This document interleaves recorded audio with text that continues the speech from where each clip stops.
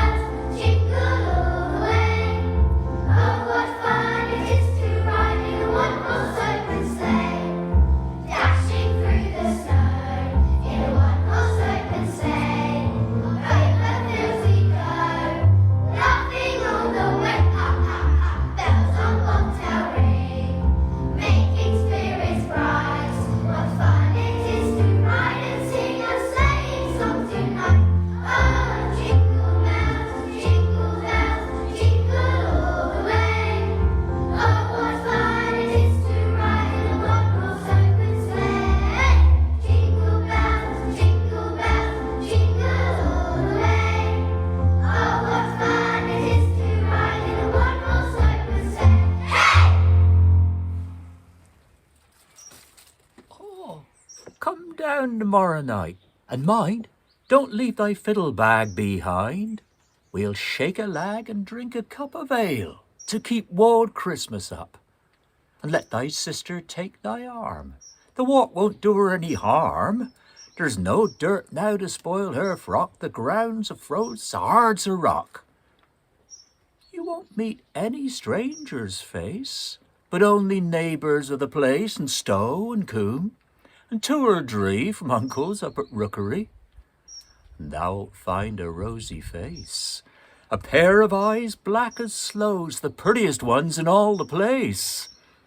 I'm sure I needn't tell 'ee whose. We got a back bran, 3 girt logs, so much as 3 of us can car. We'll set 'em up athwart the dogs and make a fire to the bar. Everyone shall tell his tale. Everyone shall sing his song. Everyone will drink his ale to love and friendship all night long. We'll snap the tongs. We'll have a ball. We'll shake the house. We'll raise the roof. We'll romp. Make the maidens squall, a catching of 'em, a blind man's buff. So come tomorrow night, and mind, don't leave thy fiddle bag behind. We'll shake a lag and drink a cup of ale to keep walled Christmas up. Merry Christmas.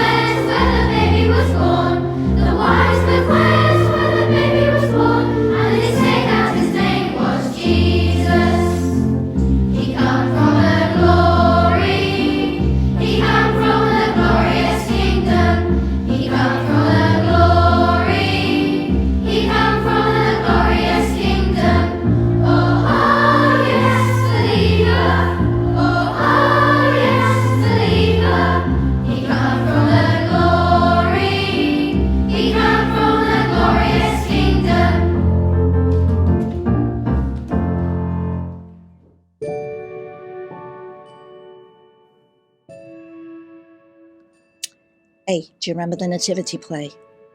Oh God. Our Brian was only about 8 or 9 years old and the school had given up on him. So when he learned he got the part of Joseph, he was made up with himself. All the time he's rehearsing the Nativity play, his behaviour is fantastic. The headmaster's made up with him, I'm made up with him, the teachers are made up with him, and he's made up with himself. He's practising every night in his room. We are weary travellers on our way to Bethlehem, and my wife is having a baby, and we need to rest for the night at the inn. Well, the day of the show, I go down to the school, the play started, and it was lovely. You know, all the little angels come on, and they all have a slight little wave at their mams, and then it was our Brian's entrance. He comes on, he's pulling this donkey behind him. It's like a little hobby horse on wheels. And perched on top of it is this little girl taking the part of the Virgin Mary. And she's dressed beautiful. You know, her mother's really dolled her up for the part. And she's giving a little wave to her mum. So Brian gives the donkey a bit of a tug because he's taking it dead serious and he doesn't believe they should be waving at their mums. He's up there. He's acting like he might win the Oscar, you know.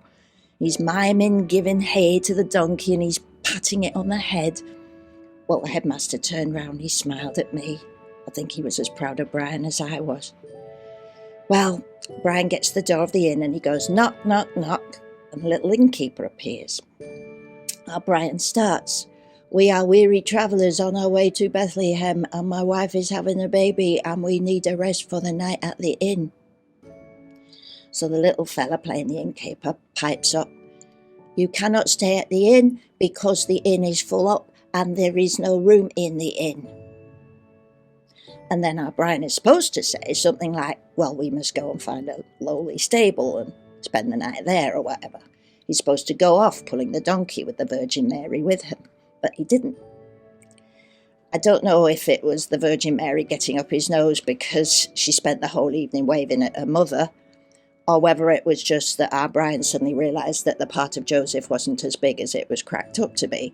But whatever it was, instead of going off pulling the donkey, he suddenly turned to the little innkeeper and yelled at him. Full up? Full up? But we booked. Well, the poor little innkeeper didn't know what day of the week it was. He's looking all round the hall for someone to rescue him, and his bottom lip's beginning to tremble, and our Brian's going, full up. I've got the wife outside waiting with the donkey. She's expecting a baby any minute now. There's snow everywhere in 6-foot drifts, and you're trying to tell me that you're full up? Well, the top brass on the front row beginning to look a bit uncomfortable.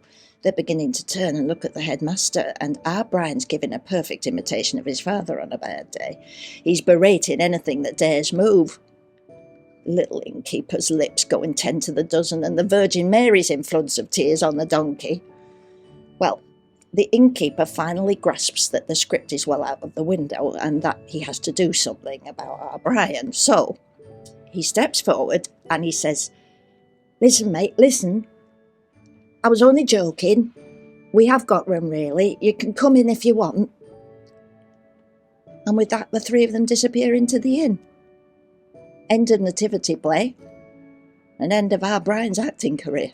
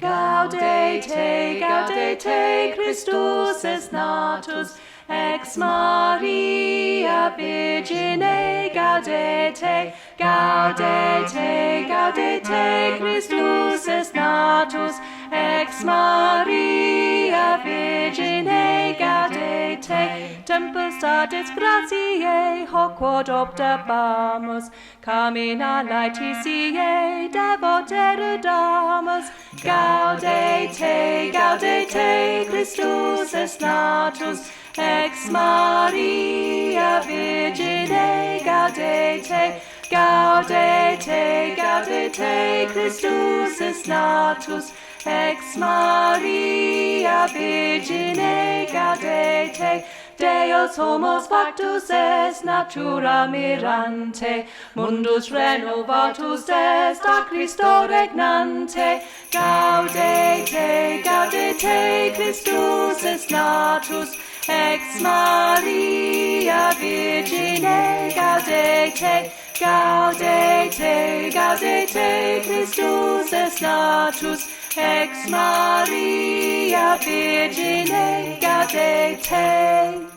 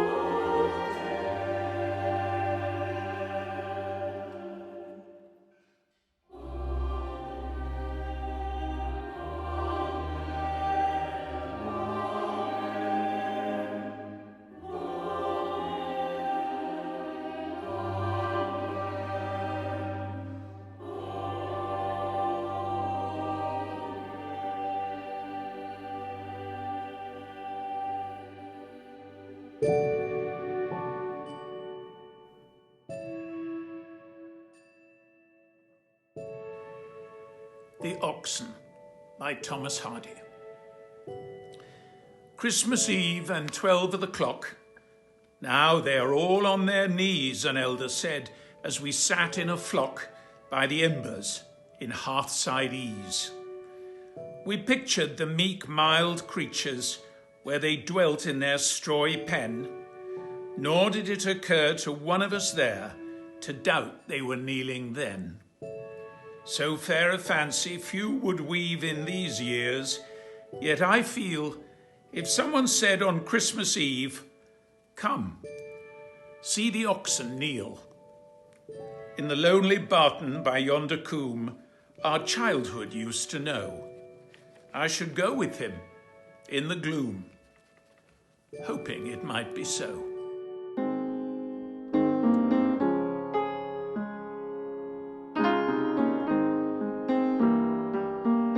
When you're down and troubled and you need some love and care, and nothing is going right, close your eyes and think of me, and soon I will be there to brighten up even your darkest night. You just call out my name, and you know wherever I am, I'll come running to see you again. Thank you for staying at home. Winter, spring, summer or fall, all you've got to do is call, and I'll be there, yes I will. You've got a friend.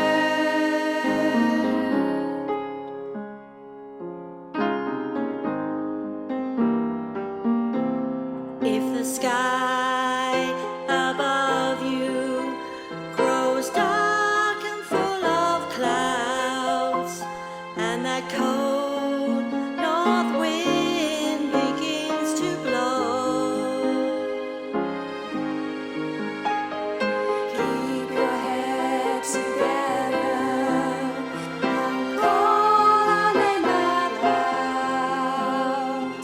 Soon you'll hear us knocking at your door. You just call out my name, and you know wherever I am, I'll come running to see you again. Winter, spring, summer or fall, all you've got to do is call, and I'll be there, yes I will. Well, it's so good to know that you've got a friend. When you're feeling all alone, We'll help you, never leave you, and do our best to protect you. So don't forget, you just call out my name, and you know wherever I am, I'll come running to see you again. Winter, spring, summer or fall, all you have to do is call, and I'll be there, yes I will. and I'll be there, yes I will. And we'll be there, yes we will. You've got a friend.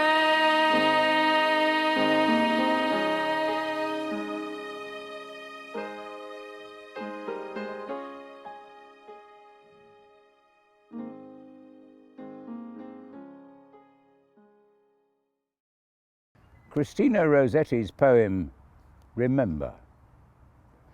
Remember me when I am gone away, gone far away into the silent land.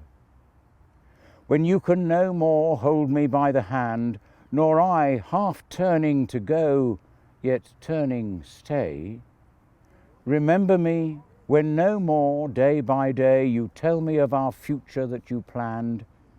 Only remember me. You understand it will be late to counsel then or pray. Yet if you should forget me for a while, and afterwards remember, do not grieve. For if the darkness and corruption leave a vestige of the thoughts that once I had, better by far you should forget and smile, than that you should remember and be sad.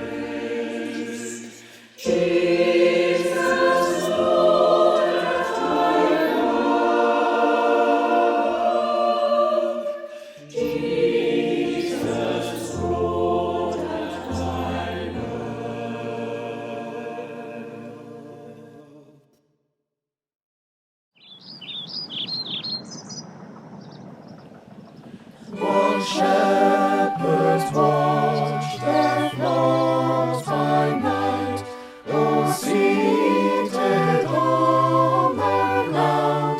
The angel of the Lord came down, the angel of the Lord came down, and glory shone around. The angel of the Lord came down, the angel of the Lord came down, and glory shone around. Fear not, said he, for mighty dread has seized their troubled mind. Glad tidings of great joy I bring, glad tidings of great joy I bring to you and all mankind. Glad tidings of great joy I bring, glad tidings of great joy I bring to you and all mankind. To you in David's town that day was born of David's line a Savior which is Christ the Lord, Saviour, which is Christ the Lord. And this shall be a sign, a Saviour which is Christ the Lord, Saviour, which is Christ the Lord. And this shall be a sign. O glory give to God on high, and to the earth be peace. Goodwill henceforth from him, henceforth goodwill henceforth from them to men. Begin and never cease. Goodwill henceforth from him, henceforth goodwill henceforth from them to men. Begin and never cease.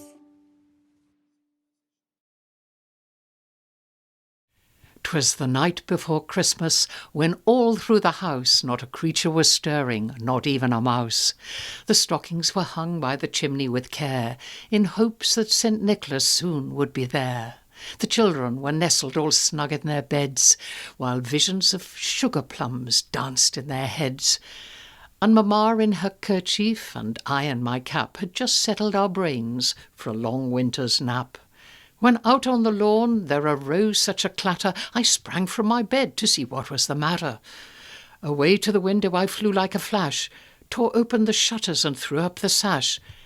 The moon on the breast of the new-fallen snow gave a lustre of midday to objects below, when what to my wondering eyes did appear but a miniature sleigh and 8 tiny reindeer. With a little old driver, so lively and quick, I knew in a moment he must be St. Nick. More rapid than eagles his coursers they came, and he whistled and shouted and called them by name. Now Dasher, now Dancer, now Prancer and Vixen, on Comet, on Cupid, on Donner and Blitzen. To the top of the porch, to the top of the wall, now dash away, dash away, dash away all. As leaves that before the wild hurricane fly, when they meet with an obstacle, mount to the sky, so up to the housetop the coursers they flew, with the sleigh full of toys, and St. Nicholas too. And then in a twinkling I heard on the roof the prancing and pawing of each little hoof. As I drew in my head and was turning around, down the chimney St. Nicholas came with a bound. He was dressed all in fur from his head to his foot, and his clothes were all tarnished with ashes and soot. A bundle of toys he had flung on his back, and he looked like a peddler just opening his pack. His eyes, how they twinkled, his dimples, how merry! His cheeks were like roses, his nose like a cherry. His droll little mouth was drawn up like a bow, and the beard on his chin was as white as the snow. The stump of a pipe he held tight in his teeth, and the smoke it encircled his head like a wreath. He had a broad face and a little round belly that shook when he laughed like a bowl full of jelly. He was chubby and plump, a right jolly old elf, and I laughed when I saw him in spite of myself. A wink of his eye and a twist of his head soon gave me to know I had nothing to dread. He spoke not a word, but went straight to work, and filled all the stockings, then turned with a jerk, and laying his finger aside of his nose, and giving a nod, up the chimney he rose. He sprang to his sleigh, to his team gave a whistle, and away they all flew like the down of a thistle. But I heard him exclaim, ere he drove out of sight, "Happy Christmas to all, and to all a good night."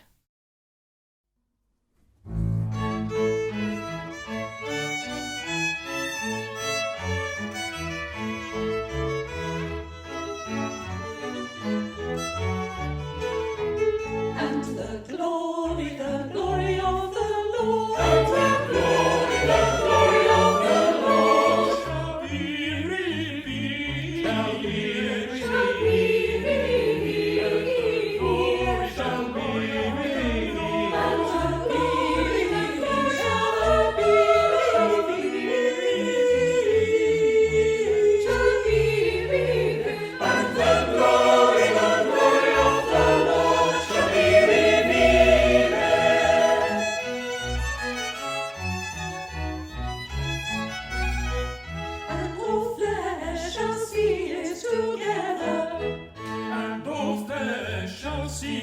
together for the man. And all flesh shall see it together.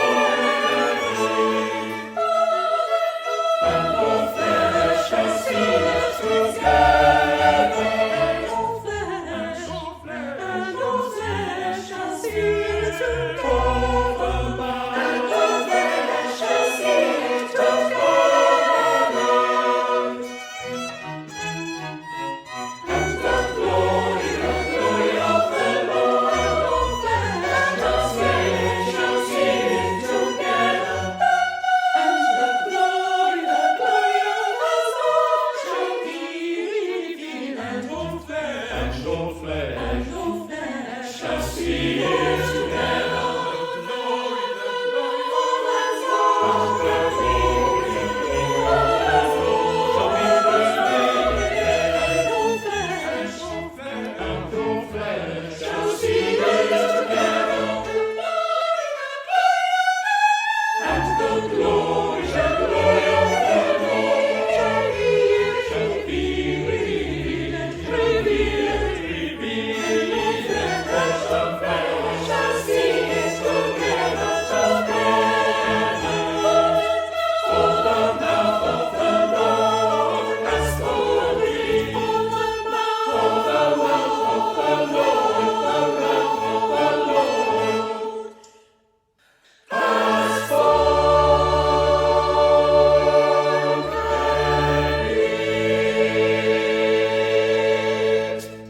I do hope that you've enjoyed Dorchester at Christmas 2020, which has been an amazing community effort, put together almost entirely under the constraints of the second lockdown.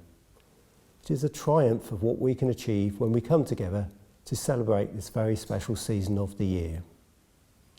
By the time you watch this film, it will have been distributed for free throughout Dorchester to the hospital, the hospice, care homes and sheltered accommodation, so that those who cannot get out and about can have the spirit of Christmas brought to them.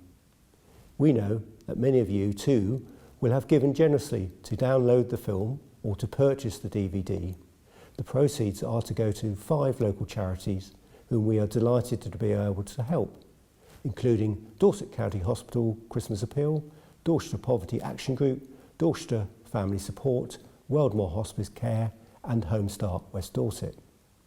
We have many people to thank, all our contributors, children, adults and celebrities alike, who have given us such wonderful inputs, and to our local businesses for their support in cash and in kind.